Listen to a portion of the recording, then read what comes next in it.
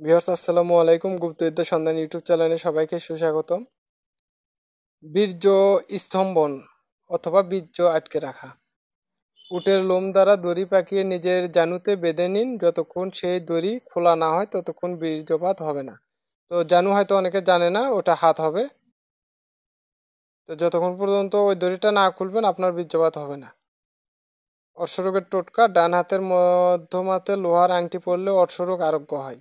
মৃগী রোগের টোটকা: গরুর বা দিকের শিং দ্বারা আংটি তৈরি করে ডান হাতে কনিষ্ঠ আঙ্গুলে ধারণ করলে মৃগী রোগের ঝোঁক তাড়াতাড়ি বন্ধ হয়ে যায়।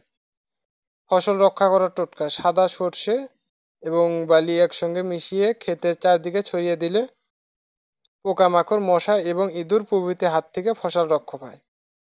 মারণবাণ সাপ চালান: কেউটা সাপের মাথা এবং গাধার ঘাড় এর হাড় নিয়ে একসঙ্গে শত্রু ঘরের প্রধান দরজার সামনে মাটিতে যদি পুঁতে দেওয়া যায় তাহলে সেই গৃহের মালিকের শীঘ্র মৃত্যু হয়। তো মন্ত্র দিতে পারেন। মন্ত্র: ওম নম কটকট বিকট ঘোর রূপণী অমুকের মৃত্যু নম সোহা। তো মারা যাবে, ও বেশি দিন বাঁচবে না।